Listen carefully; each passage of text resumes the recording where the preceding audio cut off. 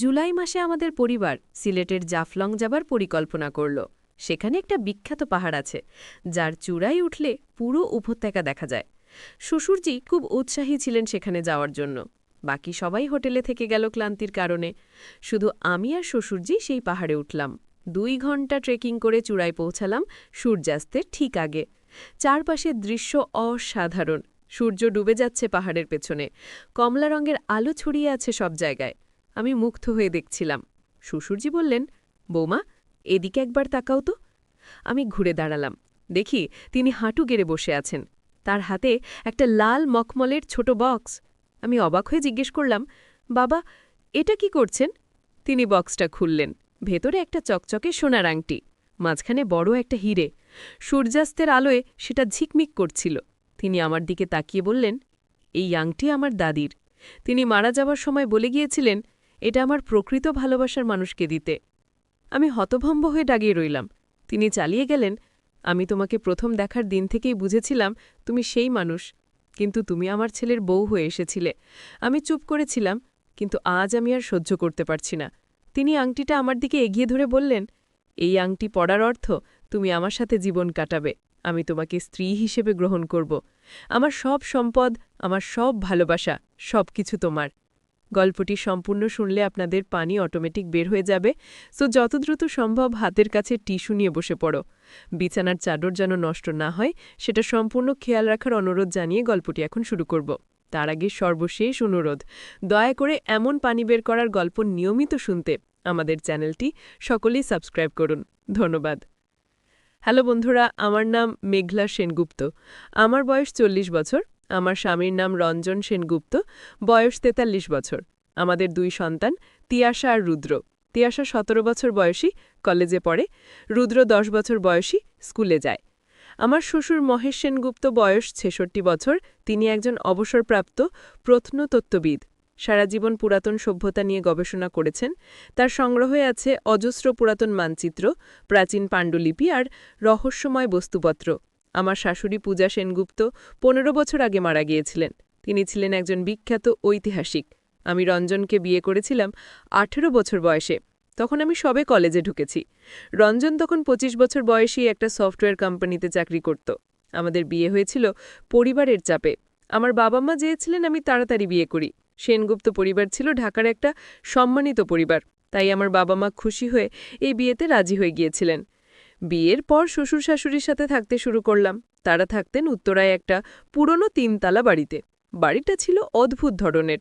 দেয়ালে ঝুলত প্রাচীন সভ্যতার ছবি, তাক ভর্তি ছিল পুরাতন দই, আর ঘরের কোনায় রাখা ছিল অজানা দেশের অজানা জিনিসপত্র। শ্বশুর যে ছিলেন খুব শান্ত প্রকৃতির মানুষ। সারাদিন তার পড়ার ঘরে বসে থাকতেন, বই পড়তেন, পুরানো মানচিত্র নিয়ে ঘাটাঘাটি করতেন। তিনি আমার সাথে সবসময় খুব সম্মানের সাথে কথা বলতেন, আমাকে বৌমা বলে ডাকতেন। শাশুড়ি ছিলেন একটু ভিন্ন ধরনের। তিনি ছিলেন খুব কর্মঠ এবং প্রাণবন্ত। সারাদিন কোনো না কোনো কাজে ব্যস্ত থাকতেন। তিনি আমাকে খুব ভালোবাসতেন, আমাকে নিজের মেয়ের মতোই দেখতেন। কিন্তু 15 বছর আগে হঠাৎ শ্বশুরজি থেমে গেলেন। তিনি আমার দিকে ফিরে বললেন, বৌমা, এখান থেকে আরও সাবধানে যেতে হবে, এই অংশটা বিপজ্জনক। আমি চারপাশে তাকালাম। পাহাড়ের এই অংশটা খাড়া, পাথরগুলো পিচ্ছিল, একটু অসাবধান হলেই পা পিছলে যেতে পারে। আমরা ধীরে ধীরে উঠতে লাগলাম। শ্বশুরজি প্রতিটা পদক্ষেপ সাবধানে ফেলছিলেন, আমিও তার পথ অনুসরণ করছিলাম। আরও 1 ঘণ্টা পর আমরা পাহাড়ের মাঝামাঝি জায়গায় পৌঁছালাম। সেখানে একটা সমতল জায়গা। আমরা একটু বিশ্রাম নিলাম। শ্বশুরজি ব্যাগ থেকে পানির বোতল বের করে খেলেন, আমিও খেলাম। তিনি মানচিত্র দেখছিলেন। বললেন, আরও 1 ঘণ্টা উঠলেই চূড়ায় পৌঁছে যাব, সূর্যাস্তের ঠিক আগে পৌঁছে যাব। আমি বললাম, বাবা, সূর্য ডুবে গেলে অন্ধকারে নামব কি করে? তিনি ব্যাগ থেকে 2টো টর্চ লাইট বের করলেন, বললেন, এগুলো আছে, চিন্তা করো না। আমরা আবার উঠতে শুরু করলাম। এবার পথটা আরও কঠিন হয়ে গেল। কোথাও কোথাও প্রায় পাথর বেয়ে উঠতে হচ্ছিল। আমার শরীর ঘেমে গেল, হাত পা ব্যথা করতে লাগল, কিন্তু আমি হাল ছাড়লাম না। শ্বশুরজি মাঝে মাঝে থামছিলেন, আমাকে জিজ্ঞেস করছিলেন, ঠিক আছে তো বৌমা? আমি বলতাম, হ্যাঁ বাবা, ঠিক আছি। অবশেষে আমরা চূড়ায় পৌঁছালাম। সূর্য তখন পাহাড়ের পেছনে ডুবতে শুরু করেছে। আকাশ রাঙা হয়ে গেছে, কমলা, লাল, হলুদ, নানা রঙের মিশেল। আমি মুগ্ধ হয়ে দাঁড়িয়ে রইলাম। শ্বশুরজি বললেন, বৌমা, এদিকে একবার তাকাও। আমি ঘুরে দাঁড়ালাম। দেখি তিনি হাঁটু কেড়ে বসে আছেন। তার হাতে একটা লাল মখমলের ছোট বক্স। আমি অবাক হয়ে জিজ্ঞেস করলাম, বাবা, এটা কি করছেন? তিনি বক্সটা খুললেন। ভেতরে একটা চকচকে সোনার আংটি, মাঝখানে বড় একটা হিরে। সূর্যাস্তের আলোয় সেটা ঝিকমিক করছিল। তিনি আমার দিকে তাকিয়ে বললেন, এই আংটি আমার দাদির। তিনি মারা যাওয়ার সময় বলে গিয়েছিলেন, এটা আমার প্রকৃত ভালোবাসার মানুষকে দিতে। আমি হতভম্ব হয়ে দাঁড়িয়ে রইলাম। তিনি চালিয়ে গেলেন, আমি তোমাকে প্রথম দেখার দিন থেকেই বুঝেছিলাম তুমি সেই মানুষ। কিন্তু তুমি আমার ছেলের বউ হয়ে এসেছিলে। আমি চুপ করেছিলাম, কিন্তু আজ আমি আর সহ্য করতে পারছি না। তিনি আংটিটা আমার দিকে এগিয়ে ধরে বললেন, এই আংটি পরার অর্থ তুমি আমার সাথে জীবন কাটাবে। আমি তোমাকে স্ত্রী হিসেবে গ্রহণ করব। আমার সব সম্পদ, আমার সব ভালোবাসা, সব কিছু তোমার।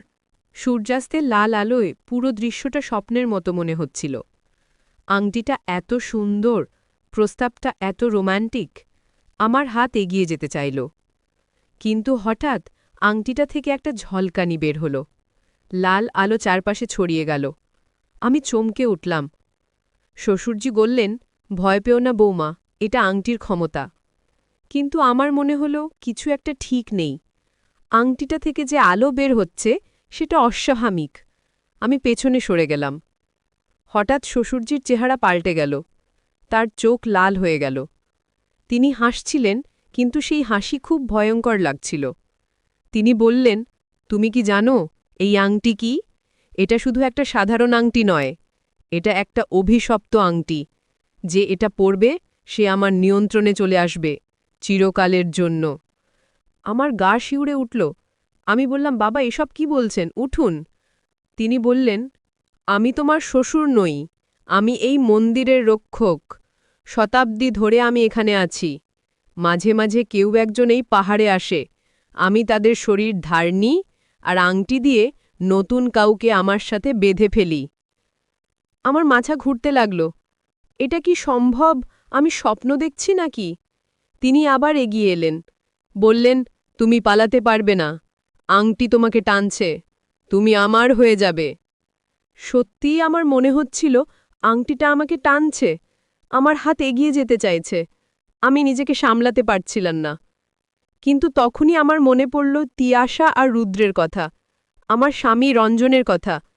তারা আমার জন্য অপেক্ষা করছে, আমি তাদের ছেড়ে যেতে পারি না। আমি জোর করে নিজেকে টেনে ধরলাম। বললাম, না, আমি এই আংটি পরব না, আমি আমার পরিবারের কাছে ফিরে যাব। সেই মুহূর্তে মন্দিরের দেয়াল থেকে একটা আলো বের হলো। একটা মহিলার ছায়ামূর্তি ভেসে উঠল। আমি চিনতে পারলাম, এ আমার শাশুড়ি। শাশুড়ি বললেন, মেঘলা, ভয় পেও না, আমি তোমাকে সাহায্য করব। আমি কাঁপতে কাঁপতে বললাম, মা, আপনি? তিনি বললেন, হ্যাঁ বৌমা, আমি 15 বছর আগে এখানে এসেছিলাম। মহেশ আমাকে নিয়ে এসেছিল। সেও তখন এই অশুভ আত্মার নিয়ন্ত্রণে ছিল। কিন্তু আমি আংটি পরিনি। আমি পালিয়ে যাবার চেষ্টা করেছিলাম, কিন্তু পাহাড় থেকে পড়ে গিয়ে আমার মৃত্যু হয়। আমার চোখে জল এলো। বললাম, তাহলে শ্বশুরজি? শাশুড়ি বললেন, ও আমার স্বামী নয়, ও একটা অশুভ শক্তি যে মহেশের শরীর দখল করে আছে।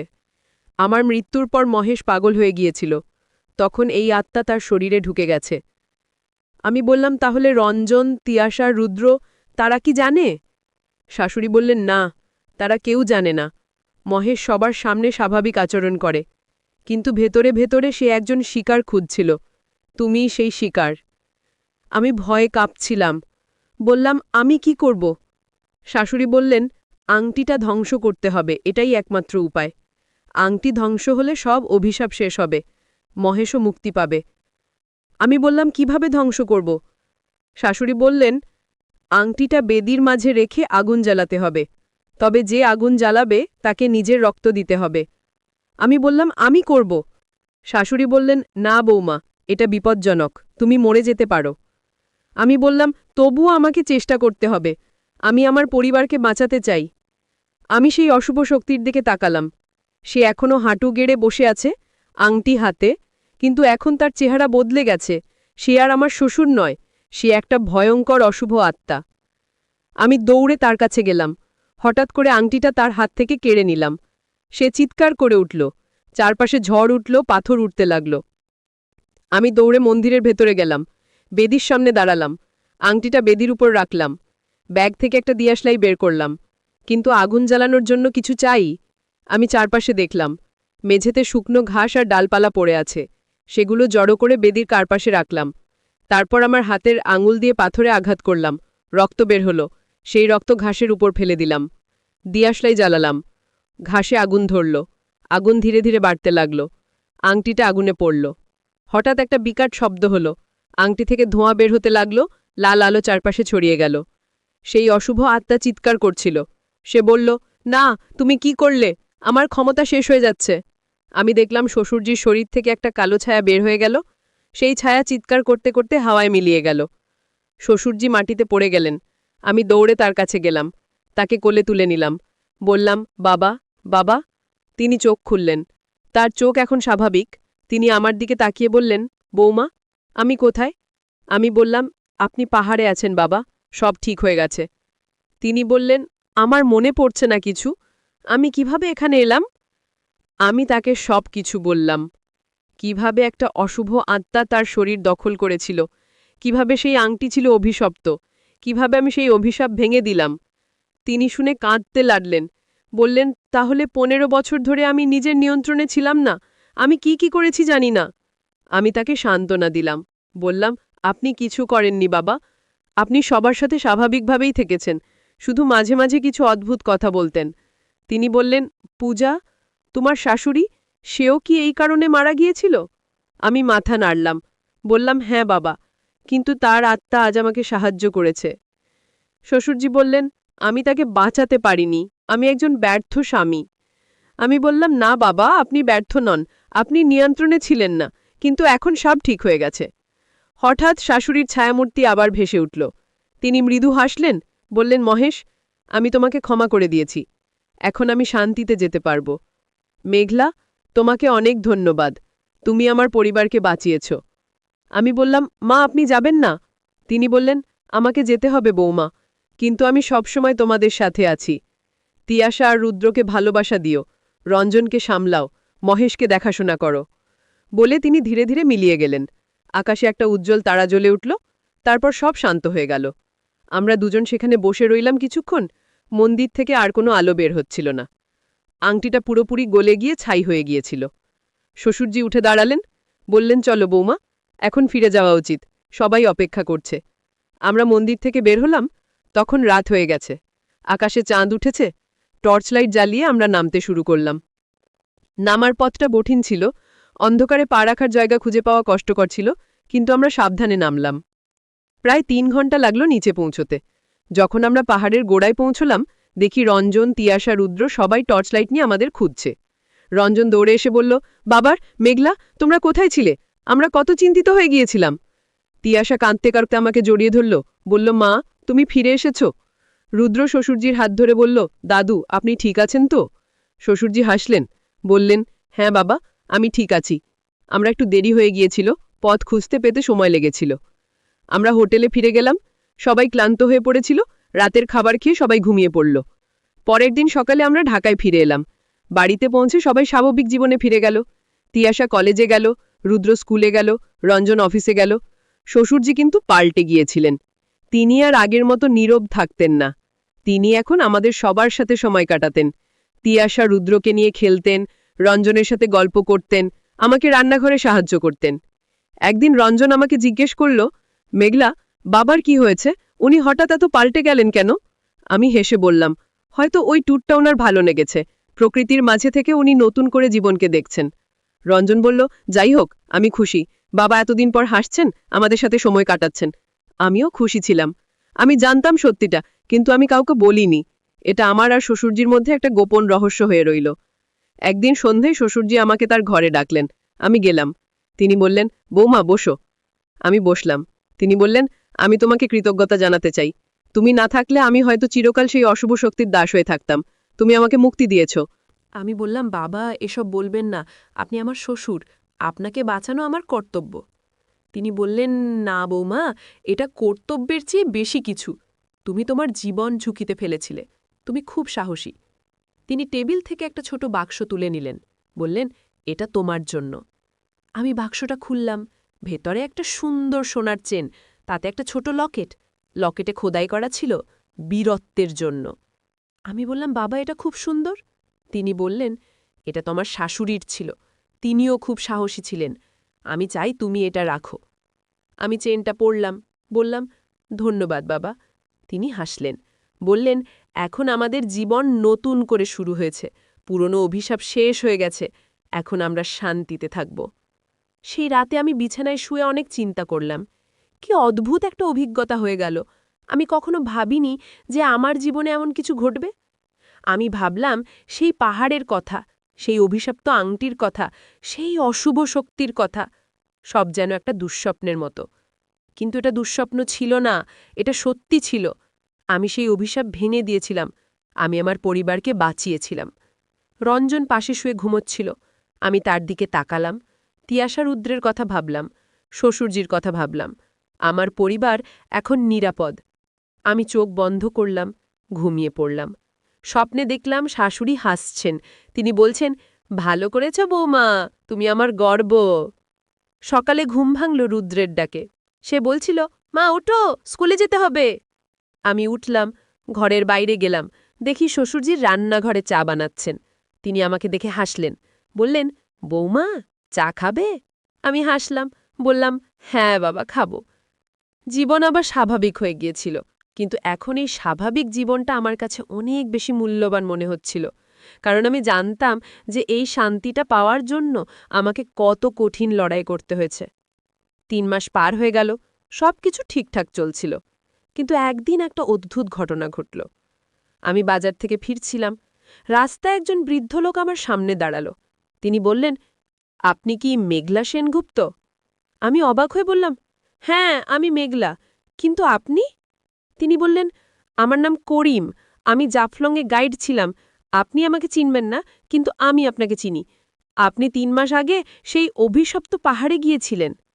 আমার মনে পড়ল, হ্যাঁ করিম, সেই গাইড যে আমাদের পথ দেখিয়ে দিয়েছিল। আমি বললাম, হ্যাঁ আমি মনে করতে পারছি। আপনি এখানে কেন? তিনি বললেন, আমি আপনাকে ধন্যবাদ দিতে এসেছি। সেই রাতের পর থেকে আমাদের এলাকায় অনেক পরিবর্তন হয়েছে। পাহাড় থেকে অভিশাপ উঠে গেছে। এখন মানুষ নির্ভয় সেখানে যেতে পারে। ফসল ভালো হচ্ছে, অসুখ বিসুখ কমে গেছে। আমি অবাক হলাম, বললাম, সত্যি? তিনি বললেন, হ্যাঁ, আমরা সবাই জানি যে আপনি সেই অভিশাপ ভেঙে দিয়েছেন। গ্রামের সবাই আপনার জন্য প্রার্থনা করে। আমরা আপনাকে দেবীর মতো মনে করি। আমি হেসে বললাম, না না না, আমি দেবী নই, আমি শুধু একজন সাধারণ মানুষ। তিনি বললেন, আপনি যা করেছেন তা সাধারণ কিছু নয়। আপনি আমাদের এলাকাকে মুক্ত করেছেন। আমরা চিরকাল আপনার কৃতজ্ঞ থাকব। তিনি একটা ছোট থলি আমার হাতে দিলেন। বললেন, এটা আমাদের এলাকার বিশেষ খাবার। আপনার পরিবারের সবাইকে দেবেন। আমি থলিটা নিলাম, বললাম, ধন্যবাদ। তিনি চলে গেলেন। আমি দাঁড়িয়ে রইলাম। মনে মনে ভাবলাম, সত্যিই কি আমি কিছু ভালো কাজ করেছি? শুধু আমার পরিবার নয়, একটা পুরো এলাকাকে আমি মুক্ত করেছি। আমি বাড়িতে ফিরলাম, শ্বশুরজিকে সব বললাম। তিনি শুনে খুব খুশি হলেন। বললেন, দেখো বৌমা, তুমি অনেক মানুষের জীবন পাল্টে দিয়েছ। তুমি একজন নায়িকা। আমি বললাম, না বাবা, আমি নায়িকা নই। আমি শুধু আমার পরিবারকে ভালোবাসি। তাদের জন্য যা করার দরকার ছিল তাই করেছি। তিনি বললেন, এটাই তো নায়িকার কাজ, যে নিঃস্বার্থভাবে অন্যদের জন্য কাজ করে। সেই রাতের খাবারের সময় আমরা সবাই একসাথে বসলাম। করিমের দেওয়া খাবার খেলাম, খুব সুস্বাদু। রুদ্র বলল, মা, এটা কোথা থেকে এলো? আমি বললাম, একজন বন্ধু পাঠিয়েছে। তিয়াশা বলল, মা, তুমি কি জানো তুমি খুব স্পেশাল? আমি হেসে বললাম, কেন বলছো এমন? তিয়াশা বলল, তুমি সবসময় সবার যত্ন নাও, আমাদের, বাবার, দাদুর। তুমি আমাদের পরিবারের ভিত্তি। আমার চোখে জল এলো। আমি বললাম, তোমরাই আমার জীবন। তোমরা না থাকলে আমি কিছুই নই। রঞ্জন আমার হাত ধরল, বলল, মেঘলা, আমি তোমাকে খুব ভালোবাসি। তুমি আমার জীবনের সেরা জিনিস। শ্বশুরজি বললেন, আমরা সবাই একে অপরকে ভালোবাসি। এটাই একটা পরিবারের শক্তি। আমরা সবাই একসাথে খাবার খেলাম, হাসলাম, গল্প করলাম। সেই মুহূর্তটা ছিল নিখুঁত। রাতে আমি জানালার পাশে দাঁড়িয়ে আকাশের দিকে তাকালাম। চাঁদ উঠেছে, তারাগুলো জ্বলজ্বল করছে। আমি মনে মনে শাশুড়িকে ধন্যবাদ দিলাম। তিনি আমাকে সাহায্য করেছিলেন সেই রাতে। তিনি না থাকলে আমি হয়তো হেরে যেতাম। হঠাৎ আকাশে একটা তারা ঝলমল করে উঠল, যেন কেউ আমাকে সাড়া দিচ্ছে। আমি হাসলাম, হয়তো শাশুড়ি সত্যিই শুনতে পাচ্ছেন। পরের দিন সকালে আমি স্বাভাবিকভাবে কাজ শুরু করলাম। বাচ্চাদের স্কুলে পাঠালাম, রঞ্জন অফিসে গেল, শ্বশুরজি তার ঘরে বসে বই পড়ছিলেন। আমি রান্নাঘরে গেলাম, দুপুরের খাবার তৈরি করতে লাগলাম। রান্না করতে করতে আমি সেই পাহাড়ের কথা ভাবছিলাম, সেই অভিশপ্ত মন্দির, সেই আংটি, সেই অশুভ শক্তি, সব এখন শেষ হয়ে গেছে। কিন্তু সেই অভিজ্ঞতা আমার জীবনে চিরকাল থেকে যাবে। আমি শিখেছি যে ভালোবাসা সবচেয়ে বড় শক্তি। আমার পরিবারের প্রতি ভালোবাসাই আমাকে সেই কঠিন লড়াইয়ে জিততে সাহায্য করেছিল। আমি আরও শিখেছি যে অন্ধকার যতই শক্তিশালী হোক না কেন, আলো সবসময় জয়ী হয়। সত্য সবসময় মিথ্যেকে হারায়, ভালো সবসময় মন্দকে পরাজিত করে। দুপুরে খাবার রেডি হলো। আমি সবাইকে ডাকলাম, আমরা একসাথে খেলাম। খাবার সময় রঞ্জন বলল, মেঘলা, আজ অফিসে একটা মজার ঘটনা ঘটল। আমি বললাম, কি হয়েছিল? রঞ্জন বলল, আমার বস আমাকে প্রমোশন দিয়েছে, এখন আমি সিনিয়র ম্যানেজার। আমরা সবাই খুশি হলাম। তিয়াশা বলল, ওয়াও বাবা, কংগ্রাচুলেশনস। রুদ্র বলল, বাবা, এখন তুমি আরও টাকা পাবে? রঞ্জন হেসে বলল, হ্যাঁ বাবা, আরও টাকা পাবো, আমরা সবাই মিলে সেলিব্রেশন করব। শ্বশুরজি বললেন, খুব ভালো খবর, আমি গর্বিত তোমায় নিয়ে।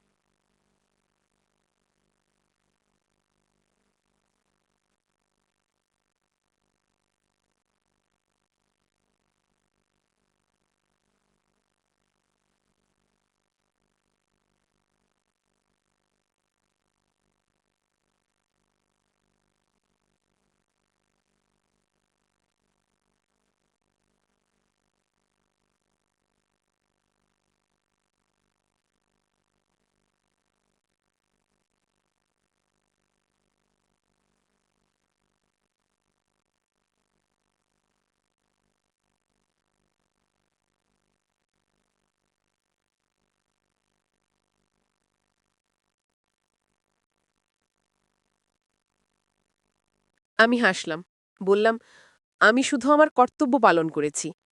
তারা বললেন, তুমি আমাদের নায়িকা, আমরা তোমার জন্য গর্বিত। হঠাৎ আমার ঘুম ভাঙল। সকাল হয়ে গেছে, সূর্যের আলো ঘরে ঢুকছে, পাখিরা গান গাইছে। আমি উঠলাম, জানালা খুললাম। বাইরে সুন্দর সকাল, আকাশ নীল, বাতাসে ফুলের গন্ধ। আমি গভীর শ্বাস নিলাম, মনে মনে বললাম, আজ একটা নতুন দিন, একটা হার্ট অ্যাটাকে তিনি মারা দেন। সেই থেকে শ্বশুরজি আরও নীরব হয়ে গেলেন। শাশুড়ির মৃত্যুর পর শ্বশুরজি আরও বেশি করে তার গবেষণায় ডুবে গেলেন। প্রায় পুরো সময়টা কাটাতেন তার পড়ার ঘরে। সেই ঘরে আমাদের প্রবেশ নিষেধ ছিল।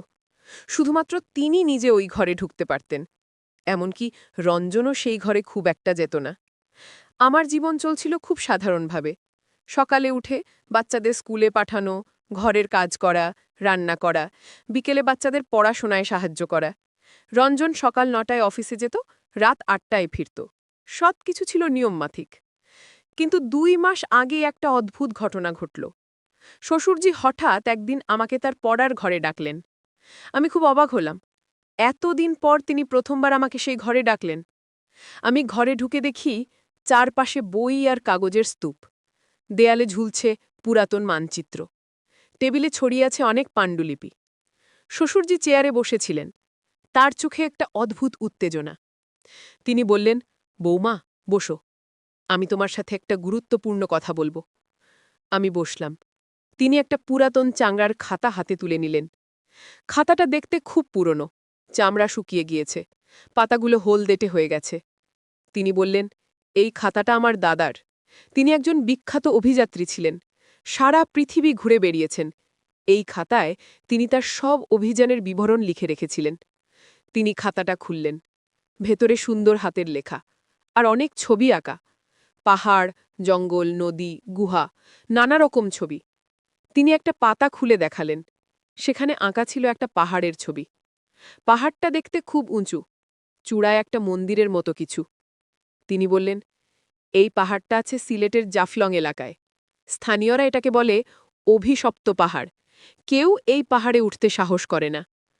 আমি জিজ্ঞেস করলাম, কেন, কি আছে সেখানে?